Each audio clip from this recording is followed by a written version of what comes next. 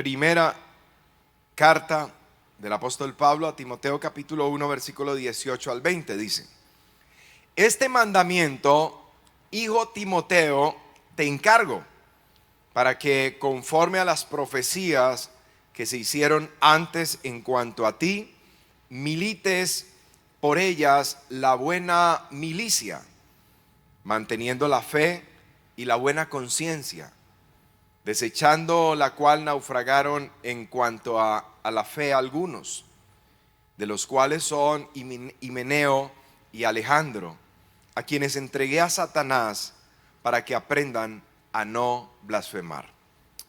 Gloria a Dios. Hoy voy a compartir un mensaje que he titulado La conciencia. Hoy vamos a estar hablando acerca de la conciencia. Una pregunta: ¿cómo está tu conciencia? Si a veces uno pregunta, dice, ¿cómo está la familia? ¿Qué tal de salud? Dice, no, la abuelita bien, gracias a Dios. El resto también. Estábamos un poquito preocupados por ella, pero ya muy bien. Y a veces sabemos medir esas cosas, ¿no? Y así mismo sabemos discernir los tiempos. A veces decimos, mire, eso es que va a llover. Sale ahí a la calle, a la puerta de la casa, de donde usted vive, y dice, mire, eso es que va a llover. Bueno, sabemos discernir los tiempos. A veces tenemos amplios conocimientos académicos, a veces tenemos amplios conocimientos en algunos aspectos sociales, culturales, éticos, morales. Pero precisamente hablando de ello, pues, ¿cómo está tu conciencia? No la del lado, de la persona del lado me refiero, sino tu conciencia. ¿Sabía usted que la conciencia en cierta manera podría enfermar? ¿Sabía usted que la conciencia en cierta manera podría morir?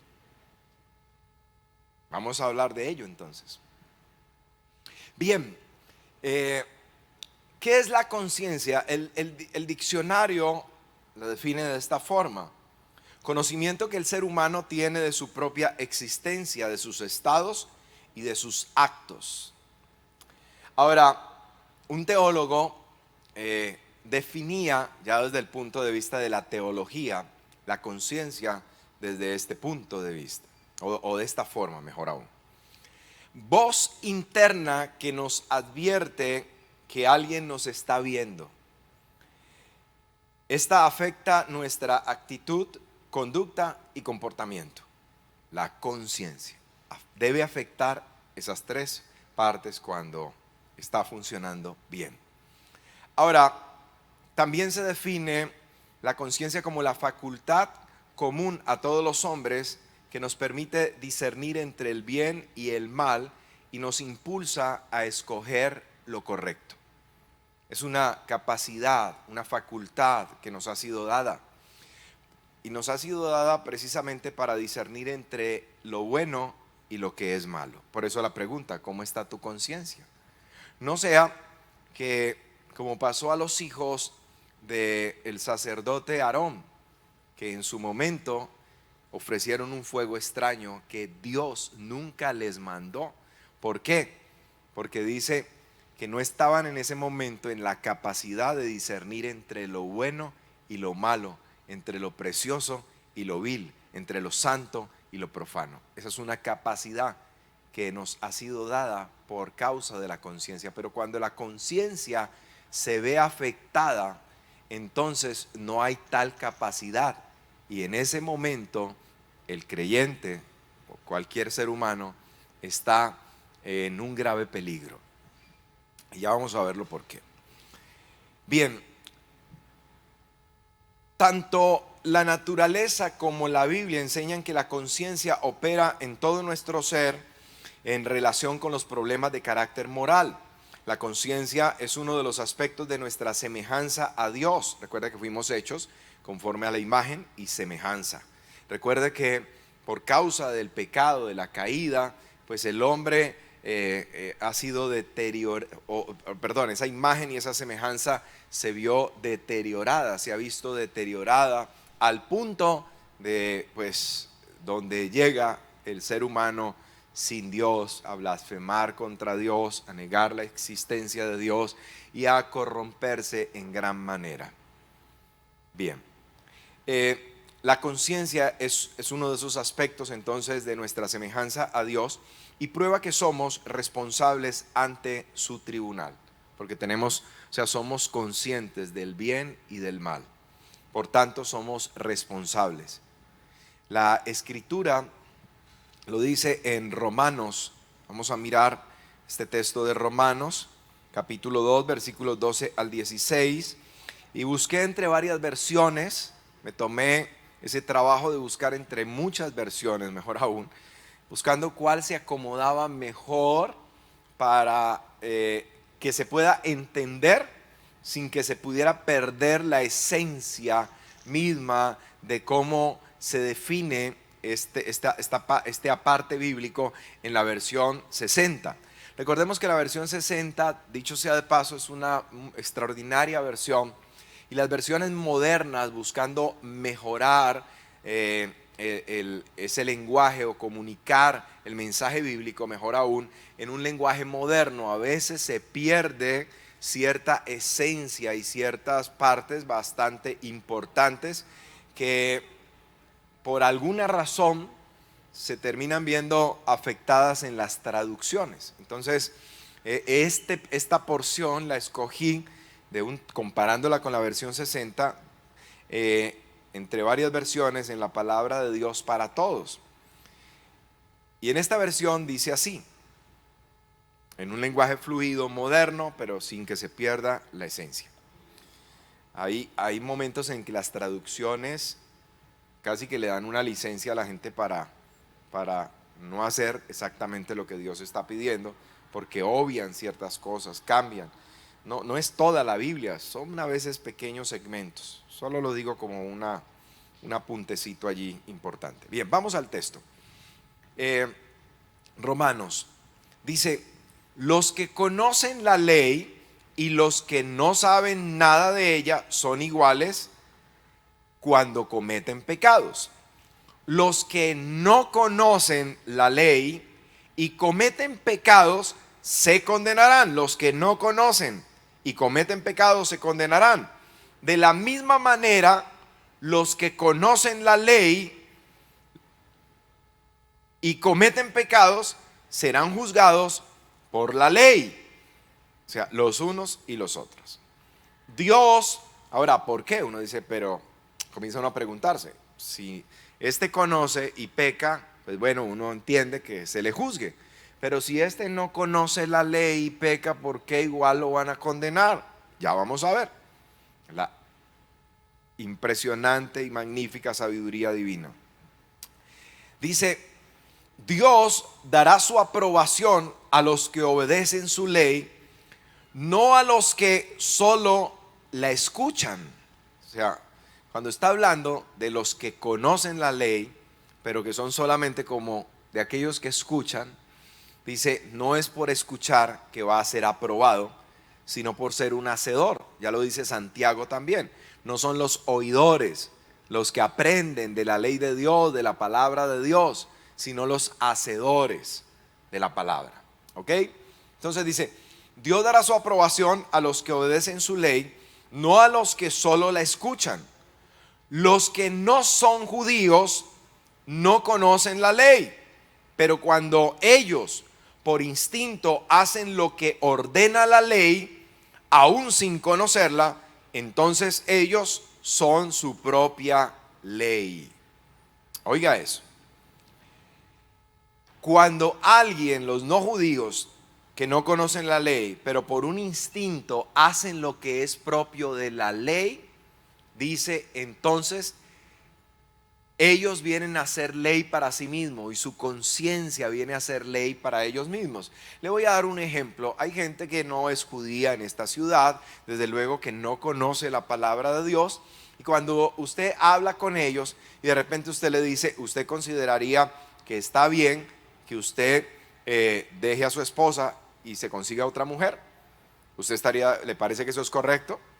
Esa persona le va a decir, no, eso no es correcto. ¿Sí? Y mejor si se lo pregunta en la otra dirección. Le dice, ¿usted le parecería bien que su esposa lo deje, que se vaya con otro? ¿Eso usted consideraría que está bien? Diría, no, eso sería adulterio, sería una mala mujer. Tiene la conciencia. Pero usted le dice, disculpe, ahora que usted me acaba de responder esto, ¿es usted judío? Le dice, no. ¿Ha leído usted la Biblia? ¿Conoce la ley de Moisés? Ni idea, de pronto le dirá a esa persona. Entonces, ¿cómo sabe que eso está mal? Otra pregunta que usted le hace a una persona, ¿usted consideraría que si una persona lo grita o lo empuja, eso es una causa justificable para que usted lo asesine? La persona le va a decir, no, creo que no, si solo accidentalmente me empujó o aún intencionalmente me empujó, pues creo que no es razón para quitarle la vida. ¿Está bien que una persona robe? Es decir, no, de luego, tiene la opción de trabajar, de buscar su sustento como lo hacen muchas otras personas que tienen gran necesidad. Y así sucesivamente. ¿Está bien que se mienta y que se engañe a las personas? La persona le va a decir, no está bien. La gente miente, pero no está bien. Ahora, ¿es usted judío? Le va a decir, no. ¿Conoce usted la ley de Moisés? ¿La ha estudiado? No. Y entonces, ¿por qué coincidimos? Mire lo que dice el texto.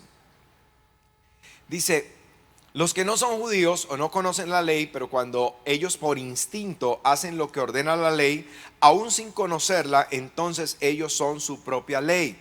Recordemos, sobre todo para el liderazgo, que estudiamos que la ley de Moisés se divide en la ley ceremonial, en la ley civil y en la ley moral.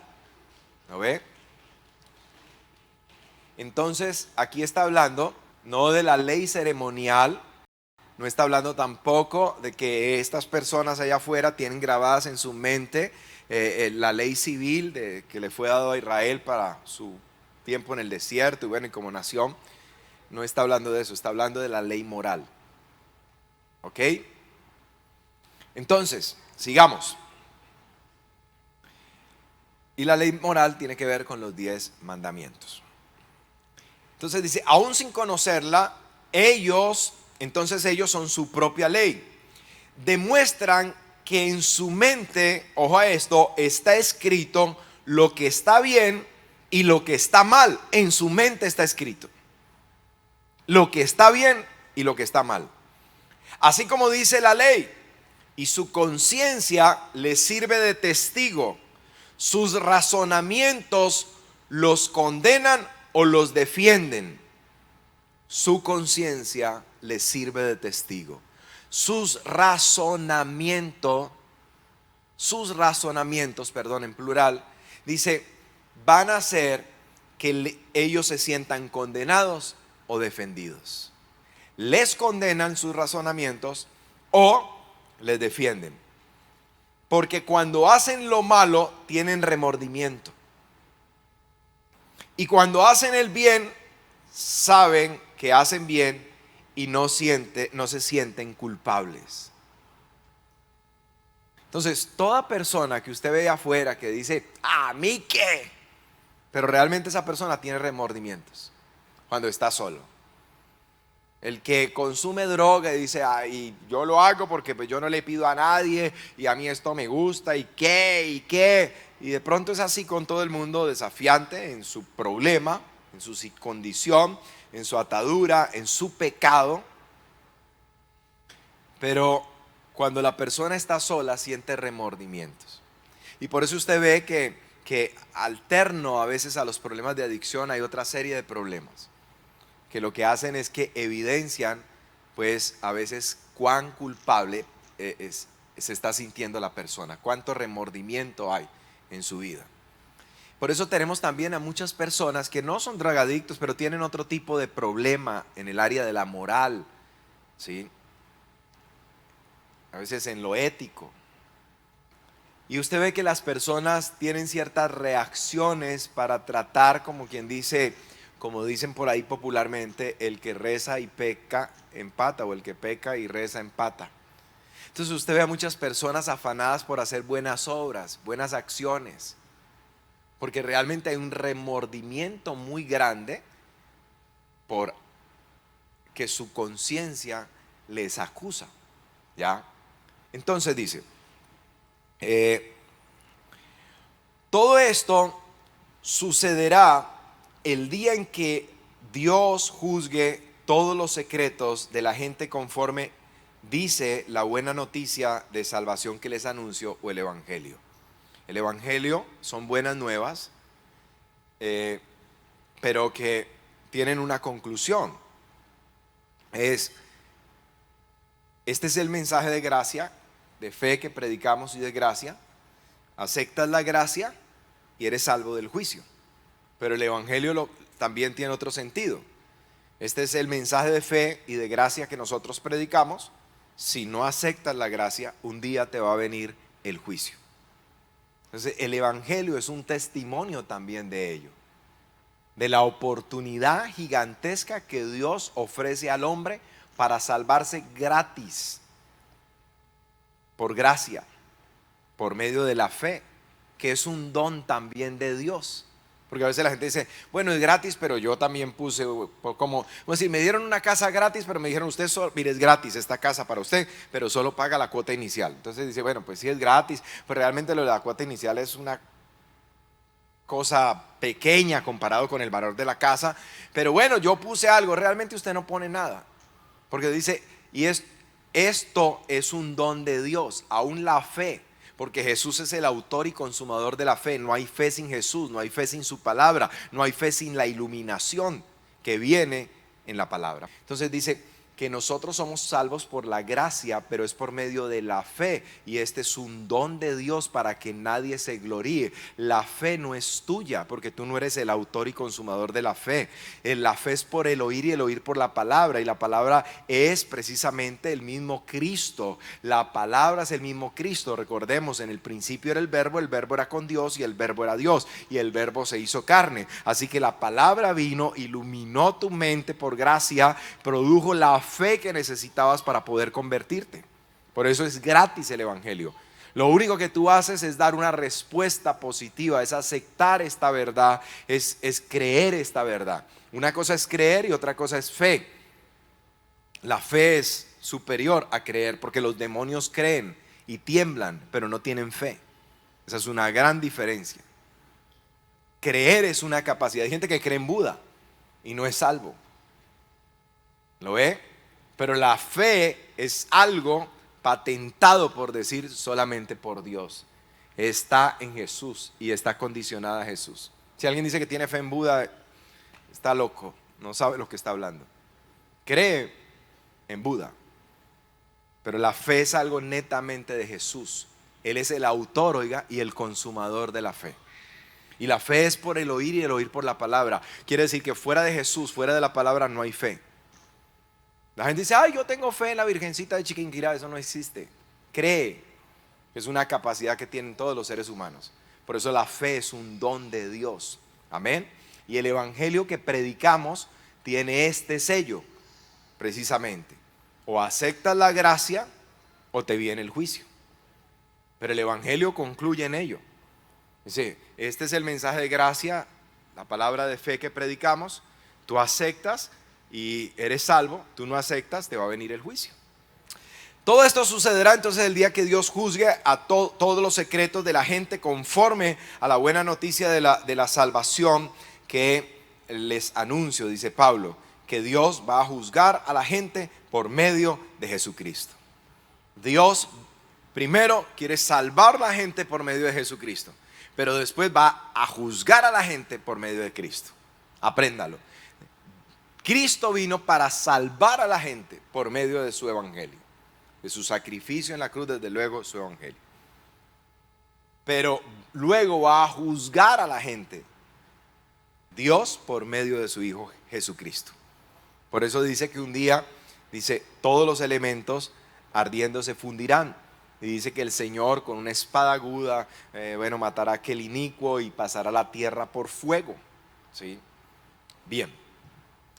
Ok, lo importante aquí para este texto es que recordemos dice que en nuestra mente está escrito lo que está bien y lo que está mal. Dice, la conciencia nos sirve de testigos y nuestros razonamientos nos condenan o nos defienden, porque cuando hacemos lo malo vamos a tener remordimiento y cuando hacemos lo bueno no vamos a sentirnos culpables de nada. ¿Cuántos dicen amén? ¿Estamos entendiendo hasta allí? Gloria a Dios. Muy bien. Bueno, la conciencia es, les decía, es uno de los aspectos de nuestra semejanza con Dios y prueba que somos responsables ante su tribunal. Ahí estábamos, por eso el texto bíblico. Ese conocimiento del bien y el mal influyen en el conocimiento íntimo de nuestra condición espiritual. ¿Cómo está tu condición espiritual? La gente se autocalifica a veces y se autocalifica mal. Eso es como cuando el profesor chévere llega y dice, bueno, el examen estuvo duro, yo no me quiero ni imaginar los resultados, pero vamos a hacer una cosa, cada uno tome su examen de ahí del escritorio, siéntense por favor y vamos a hacer una cosa a conciencia. Sí, ayúdenme porque tengo una cantidad de exámenes por calificar, estoy dando clases en primaria, en bachillerato y también doy clases en otros colegios, etcétera. Así que pues ustedes son un grupo chévere, me ha caído muy bien siempre, son trabajadores y todo, pero yo sé que el examen estuvo duro. Vamos a hacer una cosa, a conciencia, ¿cuánto usted cree que merecen? Y ahí comienza, ¿no?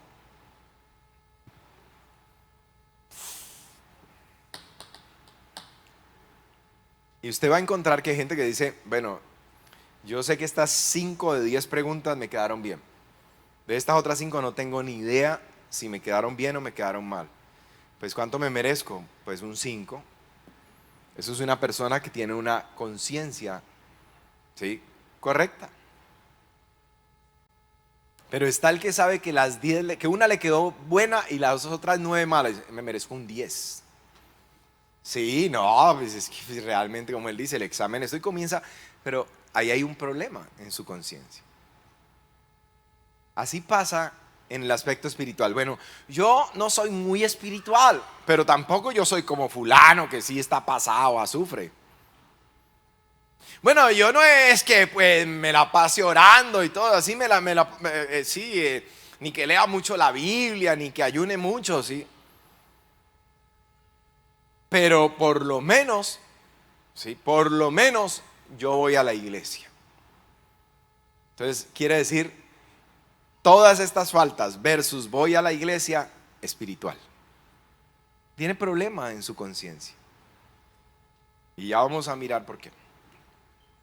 ¿Cómo está tu conciencia? ¿Cómo está tu condición espiritual? Romanos 9:1 dice, verdad digo en Cristo, no miento, oiga. Y mi conciencia me da testimonio en el Espíritu Santo. Verdad digo, no estoy mintiendo. Y mi conciencia me da testimonio en el Espíritu Santo. Hoy en día tenemos un gran grupo de creyentes que dicen serlo, pero sus hechos niegan la veracidad de lo que aparentemente profesan. Y no podrían, como Pablo, muchas personas decir verdad digo y no estoy mintiendo. Verdad digo y no estoy mintiendo. Y mi conciencia me da testimonio en el Espíritu Santo. Porque primero no están diciendo verdad, están diciendo mentiras, se están engañando a sí mismos. Pablo dice que algunos comparándose consigo mismo, porque es fácil compararse con los demás. Ahora, nuestra comparación tiene que ser con Cristo. Si usted quiere saber qué tan espiritual es, compárese con Cristo. No se compare con fulano, el que está todo tirado a la guayaba. Su comparación tiene que ser con Cristo. Por eso Pablo dijo, sean imitadores de mí así como yo de Cristo. La Biblia dice, puesto los ojos en Jesús, no dice en el carnal, en el que está ahí todo tirado al 3. Dice, puesto los ojos en Jesús, el autor y consumador de tu fe. Deja de poner la mirada en el hombre, deja de poner la mirada en la amiga, deja de poner la mirada en la cristiana que vive al frente. O sea, pon tu mirada en Jesús. Jesús dijo, yo soy el camino, no es fulano de tal, es uno solo. Y él dijo, yo soy el camino. Ese camino implica transitarlo. Si alguno dice que me conoce, que le conoce, dice el apóstol Juan, debe andar como él anduvo. La pregunta es, ¿estás caminando como Cristo o estás caminando para dónde va Vicente, para dónde va la gente? ¿Para dónde va la gente, para dónde va Vicente? O sea, yo soy cristiano porque voy aquí, miren, el montón, y todos llevamos una pancarta que dice cristianos, cristianos. ¿Eso es ser cristiano?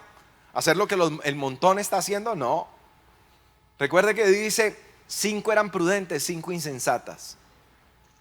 50% insensatas. En aquel día muchos me dirán, Señor, Señor, en tu nombre nosotros hasta hicimos milagros, ¿sí? Sanamos enfermos, echamos fuera demonios. Y yo les diré, apartados de mí, nunca los conocí. No dice, ahora no los conozco, es que han cambiado, es que se tiraron al charco, mire, está todo despeinado, está todo sucio, está todo revolcado. Así es difícil uno reconocerlo. Es que antes yo lo tenía bien peinadito, bien arregladito, bien chévere, sí, cuando estaba conmigo, pero ahora mire, así es difícil reconocerlo. Pero bueno, hágale, ya recordé. Dice, no, dice, nunca fueron míos, nunca los conocí. Nunca los conocí. Y el Señor no miente, no es que el Señor está ahí voy a decir una exageración, hagamos de cuenta que nunca lo conocí, hermano, usted me tiene piedro. No, es que nunca los conoció. Entonces, verdad os digo, dice Pablo, no miento. Mi conciencia me da testimonio en el Espíritu Santo. ¿Te da testimonio tu conciencia en el Espíritu Santo? ¿O no hay tal cosa? Ahora, lo que tenemos que entender es que la conciencia nos permite a nosotros discernir entre lo que es bueno y lo que es malo. Y nos inclina a hacer lo que es correcto. Pero hoy en día tenemos a muchas personas que han dejado que su conciencia se vea afectada. Y al afectar su conciencia se afecta, mi amado, su condición. Se afecta la vida, se afecta la forma de pensar, se afecta la forma de concebir las escrituras, se afecta la obediencia a las mismas escrituras. ¿Por qué? Porque están enfermos en sus conciencias, o peor aún, porque han muerto esa parte. Y ya le voy a explicar a qué me refiero que muera la conciencia. No es en lo literal, es cuando se pierde la sensibilidad allí. Cuando en una herida de guerra, por ejemplo, no hay forma de que alguien sea curado. Si la bala salió, una de las cosas que se usó en algún momento era la pólvora y se quemaba. Y entonces en ese momento era cauterizar la herida. Con el paso del tiempo, cuando sanaba, a la persona le tocaban allí en la herida y todas esas células estaban muertas, desde luego. Entonces no había ninguna sensibilidad allí. ¿Por qué? Porque fueron quemadas. Por eso se llama cauterizar una herida. ¿Ya? Entonces cuando algo es cauterizado se pierde la sensibilidad, está muerto. Ahora, sigamos aquí para que entremos allí en esa parte. Primera de Pedro, acompáñeme, 3:21 dice. Y lo escogí en la Nueva Versión Internacional, dice, la cual simboliza el bautismo que ahora los salva también a ustedes. Simboliza el bautismo que ahora los salva también a ustedes. El bautismo no consiste en la limpieza del cuerpo, no es en lo literal de ir al agua y me bañé allí, no es en ese sentido, sino en el compromiso de tener una buena conciencia delante de Dios. Esta salvación es posible por la resurrección de Jesucristo. Tener una buena conciencia, clave. Una persona puede venir a la iglesia, puede oír el mensaje, puede hacerse aún bautizar en agua y no ser salvo. Precisamente por no tener una buena conciencia. Y yo conozco esos casos. Ya estamos hablando de que es poco más de 20 años que soy pastor. Entonces, yo he visto personas que viene detrás de la muchacha, ¿entiende? Hace oración de fe, al poco tiempo se bautiza, cuando antes los bautizos eran más seguidos, que no estaba este tema del virus y todo este cuento. Y entonces la gente sirve en un ministerio, todo el asunto. pero apenas como que logra su cometido, usted ve la persona otra vez en el mundo. ¿Cuál es el problema? Que nunca tuvo una buena conciencia. El bautismo en agua no salva. Nosotros sabemos que la salvación no es un bautismo en agua. Ese es un paso de obediencia que nosotros damos precisamente por causa de una buena conciencia, de que yo sé que he pasado de muerte a vida, que he muerto al pecado y he nacido para una nueva vida. No es que eso pasa cuando yo me meto en el agua, eso pasó en el momento en que recibí a Cristo. Por eso es que la esencia está en una buena conciencia, que soy consciente de lo que en mi vida pasó, que ahora estoy fortaleciendo mi conciencia, vitaminizando, permítame la expresión, mi conciencia, fortaleciendo mi conciencia, alimentándome de la palabra de Dios, fortaleciéndome en el Espíritu Santo para llevar una vida que honre a Dios. Entonces, esta conciencia de lo bueno y lo malo va a estar operando en mi vida con la ayuda de la palabra, con la ayuda del Espíritu Santo, por el conocimiento de la misma palabra. Se recuerda que la palabra es conciencia y la palabra ciencia tiene que ver con conocimiento del griego. Entonces, por eso tenemos un conocimiento del bien y del mal que nos ha sido impartido, pero ahora tenemos el conocimiento de la palabra que nos afirma en lo que es bueno, en lo que es correcto, en lo que es recto, y la obra del Espíritu Santo que viene al igual a trabajar con nuestra conciencia para que nosotros hagamos lo correcto. Pero ¿qué pasa cuando alguien tiene el conocimiento, pero por el contrario todo el tiempo está haciendo lo que no es correcto?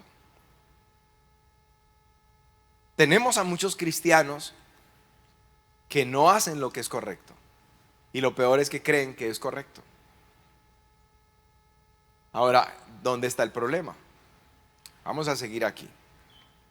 Quiero dejarlo aquí para más adelante. En cierto sentido, la voz de la conciencia pura refleja la voluntad de Dios y es deber nuestro obedecerla. Tenemos un deber y es obedecer nuestra conciencia. Porque cada vez que usted hace lo malo, usted sabe que está haciendo lo que es malo. Usted puede decir, ay, ¿qué? Yo como no, a mí me da igual, que no sé qué. Y usted puede confrontar al que sea, y usted puede decirle en la cara lo que quiera al que sea, pero usted sabe que está mal. O sea, usted puede pararse en la obstinación, o cualquiera puede pararse en su obstinación diciendo, para mí no es malo, pues para mí no es malo, y no sé qué, y yo puedo, y si yo quiero, y a mí nadie tiene por qué venir a decirme, y bla, bla, bla, bla, bla. Pero y usted pelea ahí, la otra persona de pronto se queda callada y lo deja y todo. Pero cuando usted, o le puede decir, bueno, pues si a ti te parece que está bien, pues bueno, yo lo respeto. Es como que dice, como que gané. Pero cuando se va y está solo, su conciencia le acusa. Por eso dice el texto, siente remordimiento. Y esa es la conciencia.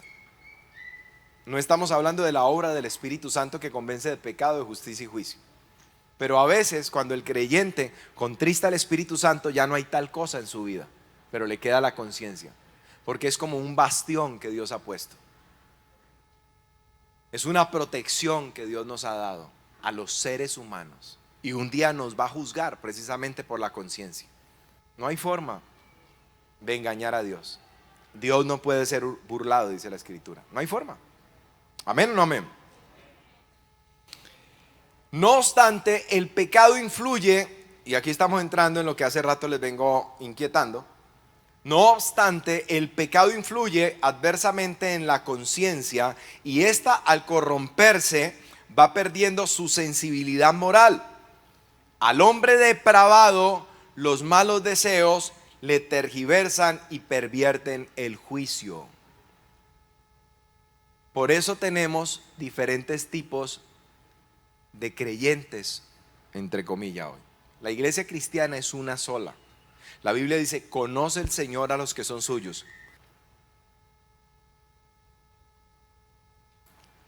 Entonces, la conciencia es bien importante. El pecado va a influir, va a corromper, ¿sí? Va a hacer que se pierda la sensibilidad moral y esas personas que persisten en hacer lo malo, pues cada vez van pues, haber afectado su juicio moral de las cosas. Entonces por eso les decía, tenemos muchos tipos de cristianos, pero hay un cristiano verdadero que se va a ir con Jesús. Conoce el Señor a los que son suyos y apártese de iniquidad todo el que invoca el nombre del Señor, dice la Escritura. Dios conoce quiénes son suyos. Por eso es que a los otros, aunque hicieron milagros, porque la gente confunde espiritualidad con milagros. Los milagros son dones, son regalos. Y los opera el Señor en su gracia, las sanidades, todo. El hombre de Dios no se conoce por los milagros. El hombre de Dios se conoce por el fruto en su vida. Dice, el árbol bueno no puede dar frutos malos y el árbol malo no puede dar frutos buenos. Si tú crees que eres un buen árbol y estás dando malos frutos, tú no eres un buen árbol. Tú no eres un buen cristiano. Tú no eres un verdadero cristiano. Pero si tú eres un árbol bueno, tú estás dando frutos buenos. Y si estás dando frutos buenos, ese es el testimonio que le interesa a Dios. No son los milagros ni las sanidades. Por eso dice, en tu nombre hicimos esto, aquello, lo otro. Y el Señor le dice, apártense de mí, nunca los conocí. ¿Por qué? Porque conoce el Señor a los que son suyos. Gran parte de la iglesia visible no se va a ir en el rapto. Eso se lo puedo decir con Biblia en la mano, no es el tema, pero se lo puedo mostrar. Basta con que lea las 7 iglesias de Apocalipsis y se va a dar cuenta el montón de gente que se queda, que dicen que son cristianos. El asunto es que la gente piensa que es un cristianismo al estilo religión, al estilo hombre. El hombre me aprueba y entonces yo estoy bien. Entonces por eso tenemos gente en fornicación en las iglesias, por eso tenemos gente en adulterio en las iglesias, por eso tenemos dentro de las iglesias a veces el que es borracho, el que todavía se droga, tenemos todavía, y hay gente que está en un proceso de santificación, de salida, pero hay gente que se amañó y se quedó viviendo en el pecado. Israel sale de Egipto, había un proceso de salida, pero finalmente nunca hacia atrás, siempre hacia adelante. Cuando pusieron problema terminaron dando vueltas en el desierto, quiere decir no avanzar. Y eso le pasa a todo el que es rebelde contra Dios, no avanza. Hasta que se levanta una generación que Dios saca de Egipto, saca del desierto y la entra en la tierra prometida, porque esa fue la fase intermedia. Así tenemos gente que tiene problemas de droga, va en salida, ¿sí? Va en salida hasta que entra en la tierra prometida, cristiano completamente libre de las drogas, ¿sí? Transformado, vivificado por el Espíritu Santo, en camino de esa santificación todo el tiempo. Pero tenemos gente que sale con problemas de droga, pero su conciencia no es recta para con Dios. Es solamente ahí por entretener a los padres, por entretener a la novia, porque pretende a alguien y está enredando a los demás y está enredado a sí mismo. O sea, está engañando a los demás y se está engañando a sí mismo. Esas son las personas que usted ve que no avanzan en la vida cristiana y terminan dando vueltas y vueltas y vueltas y vueltas en el desierto hasta que un día viene su juicio. Y nunca salen de ahí. Dios amaba a Israel, Dios los sacó de Egipto, pero ellos no quisieron entrar en la tierra prometida y por tanto se murieron en el desierto. Es el mismo Dios. ¿Lo ve? Entonces eso es lo que nosotros tenemos que entender hoy en día. No se trata de que nosotros nos aprobemos a nosotros mismos. A mí no me interesa aprobarme a mí mismo. A mí no me interesa que usted me apruebe. A mí me interesa que Dios me apruebe. Y para eso yo sé que tengo que tener una limpia conciencia para que el Espíritu Santo trabaje allí. Y para que la palabra trabaje allí. Pero la gente a veces vive de una apariencia. Entonces con que el pastor me apruebe, los hermanos me aprueben, mis amigos me aprueben, aunque esté mal. Y de nada sirve eso. Y tarde que temprano ha de manifestarse los que son aprobados. Porque usted ve que la gente puede guardar una apariencia de piedad, pero con sus hechos lo va a negar. Por eso dice, y es necesario que existan bandos, dice Pablo, que se formen a veces ciertas divisiones para que sean manifiestos los que son aprobados, dice. ¿Aprobados por quién? ¿Por la iglesia? ¿Por el concilio? ¿Por los hermanos? No, aprobados por Dios. Entonces hay un momento en que la gente engaña, pero hay un momento en el cual se va a hacer evidente quién es espiritual y quién no es espiritual. Y eso implica quién es un cristiano verdadero y quién es un cristiano falso. Recuerde la parábola del trigo y la cizaña. El asunto está en que cuando usted ve que la cizaña dice es tan parecida al trigo que Jesús dice no la corten, no sea que de pronto usted Dice, este me cayó, dice, cortémoslo. Entonces dice, y de pronto era trigo. Dice, porque se parecen demasiado. Pero llegará el momento de la siega donde se va a apartar el trigo de la cizaña. ¿Por qué dice eso el Señor? Porque el trigo se carga de fruto. Y al cargarse de fruto, cuando van creciendo las dos espigas son iguales, idénticas. Pero cuando viene el tiempo del fruto, el momento del fruto, el trigo comienza a hacer esto. Por el peso del fruto. Pero la cizaña sigue erguida. Ese es el asunto. Entre más fruto lleva uno, más se doblega delante de Dios. Más se doblega uno delante de Dios. Pero cuando no hay fruto, la persona está erguida. Está empecinada en su obstinación, ¿sí? En contradecir a Dios, en irse en contra de la palabra de Dios, en irse en contra de todo, pero asegura que está bien. ¿Y por qué le pasa eso? Porque no hay fruto en su vida. Porque la persona que está llevando fruto se inclina, se doblega ante Dios. Pero el que no, sigue erguido. Entonces es muy fácil, por eso la hoz la van pasando. Entonces, fácil cortar la cizaña en ese momento. Y agarrar los manojos y comenzar a arrancar lo que es trigo. Y va a venir un momento de la siega. Y eso es una parábola que ilustra a la iglesia cristiana. En la iglesia hay trigo, téngalo presente, pero también hay cizaña. Usted tiene que hacerse la pregunta de, ¿soy trigo o soy cizaña? Y la cizaña está para causar división. Y la cizaña está para causar, mi amado, rebeldía. Y la cizaña está para causar controversia. Pero el trigo está para honrar a Dios. El trigo está para llevar fruto para Dios. Errores tenemos todos. Levánteme la mano uno aquí, porque entonces si no, ninguno seríamos. Uno aquí que diga, yo no cometo errores, yo no peco, yo no me equivoco, mi conducta es perfecta y además de ello, sí, mis razonamientos todos son perfectos. Yo no peco. Levánteme la mano, ¿quién dice eso? De los que están aquí. Entonces, si tenemos nosotros pecados, si pecamos, si nos equivocamos, si tenemos errores, pero nosotros tenemos algo, tenemos una conciencia que nos advierte que estamos haciendo lo malo e inmediatamente nos corregimos. Inmediatamente nos corregimos. Esa es la gran diferencia.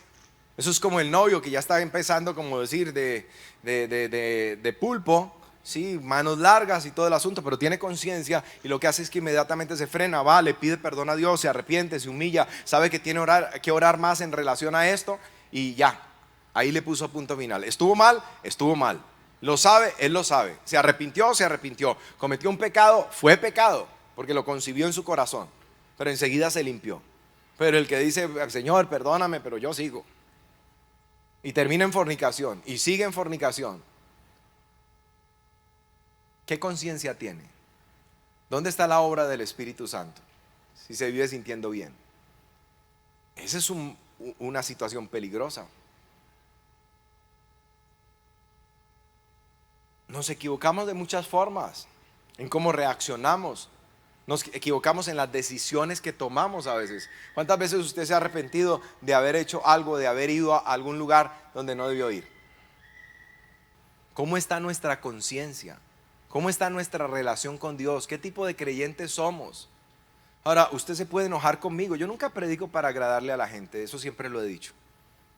Y en este ministerio, en los años que yo llevo, siempre he predicado la palabra como está. Nunca le pongo adornos.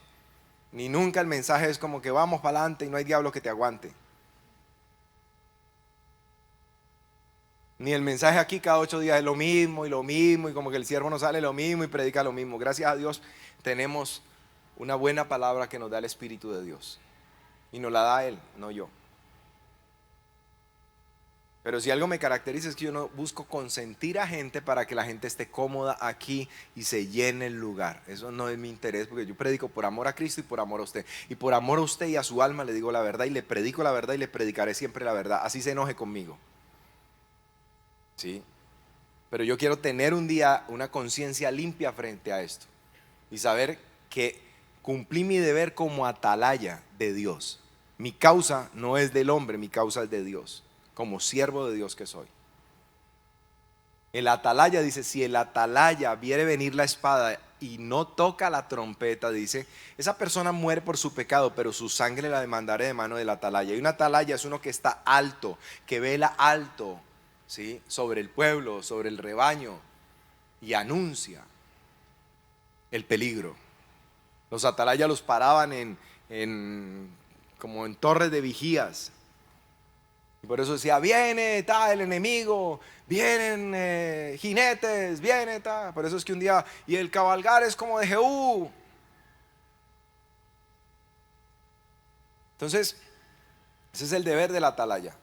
Dice, pero si tú tocas la trompeta, tú le adviertes al pueblo, dice, ese muere por su pecado, pero tú habrás librado tu alma, tu responsabilidad.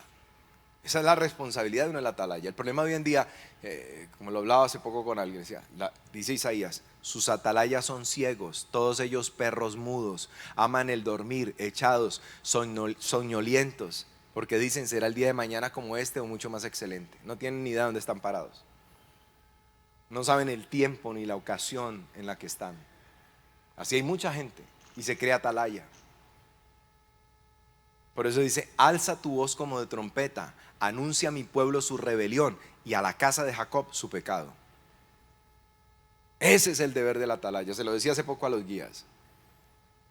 Nosotros tenemos que condenar el pecado, condenar lo que está mal, anunciar la rebelión, anunciar el pecado, condenar el pecado. Ese es el deber del atalaya. Ese es el verdadero profeta de Dios. No el que le está diciendo, vas mal, pero vas para adelante igual y no hay diablo que te aguante. Hay un peligro latente y es llegar a tener una conciencia contaminada y se origina en una conciencia débil. Primera de Corintios 8:7. Y otra de las cosas que usted siempre verá es que yo no defino las cosas nunca sin apoyarme en la misma palabra de Dios. O sea, no son razonamientos, no es teología, ¿sí?, pensamiento teológico, etc. Yo le puedo compartir una porción teológica, pero siempre respaldo lo que estoy diciendo con la palabra de Dios. Y aquí dice, Primera de Corintios 8:7, pero no en todos hay este conocimiento. Oiga, porque algunos, habituados hasta aquí a los ídolos, comen como sacrificado a ídolos y su conciencia, siendo débil, se contamina. El problema era aquí de comer lo sacrificado a los ídolos. Algunos venían de eso.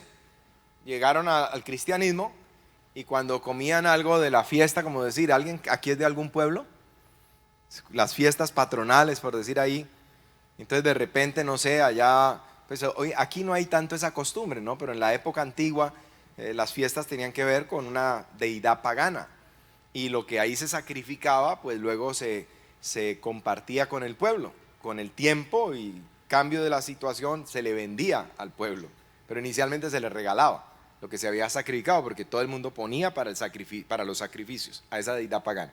Entonces ahora llegó a Cristo, está ahí, vive en esa misma localidad y le dan un pedazo de eso. Dice, como tiene una débil conciencia, entonces comienza a decir, uy, no, pero yo estoy comiendo eso fue sacrificado a un Dios. Y entonces el asunto aquí está, para explicarle el texto, antes de explicarle el sentido en el que lo estamos tocando, es que porque tenía una débil conciencia, entonces se sentía mal y sentía remordimiento y creía que estaba pecando. Entonces el apóstol, si usted lee el capítulo, dice, hay un solo Dios, ¿sí? Hay un solo Dios, no hay otro Dios. Esos no son dioses, esos son falsos. Usted coja y dele gracias a Dios y coma. Dice, pero si tu hermano tiene una débil conciencia, dice, entonces, dice, por causa de la debilidad del que está al frente, pues no comas, ¿sí? Eso, en ello opera la ley del amor, que es la principal. Hebreos 10:21, acompáñeme al 22. Dice, teniendo un gran sumo sacerdote sobre la casa de Dios, acerquémonos con corazón sincero, en plena certidumbre de fe, purificado los corazones de la mala conciencia y lavado los cuerpos con el agua pura. Se puede tener una mala conciencia. Se puede tener una conciencia corrompida.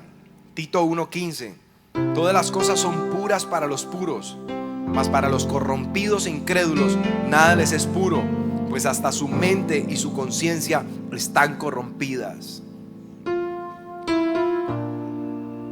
Se puede tener una conciencia cauterizada, que es peor.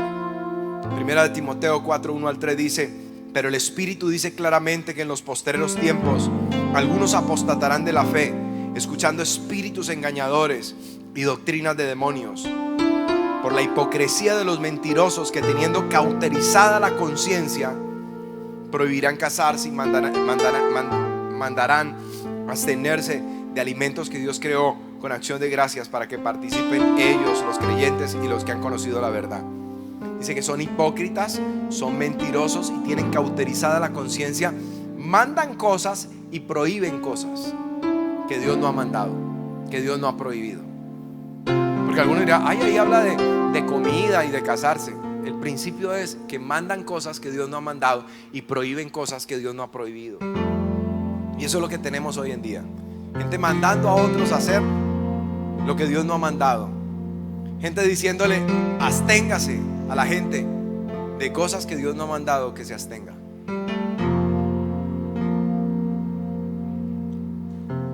Nosotros tenemos, mi amado, que tener cuidado con esto de la conciencia. Se puede tener una conciencia débil que fácilmente se le contamina. Se puede tener una mala conciencia. Se puede tener una conciencia corrompida, o se puede tener una conciencia aún peor, cauterizada. Eso es peor. ¿Cómo está tu conciencia? ¿Cómo está mi conciencia? ¿Qué tipo de cristianos estamos siendo hoy en día? ¿Qué tipo de cristiano eres tú? ¿Qué tan verdadera es tu fe? ¿Qué tan sincera es tu fe? ¿Qué tan genuino eres delante de Dios, no delante de los hombres? Cualquiera puede llevar una vida de pecado y con una máscara aparentar que es cristiano. Se puede aparentar ser un pastor, se puede aparentar ser un líder, se puede aparentar ser un ministro de alabanza, se puede aparentar ser un servidor, se puede aparentar ser un creyente. Pero un día Dios te va a juzgar. Un día Dios nos va a juzgar a todos. Y su juicio es perfecto. Y su juicio es verdadero. Mi mirada no está puesta en esta tierra. Mi mirada está puesta allá arriba, en aquel que hizo los cielos y la tierra para mí.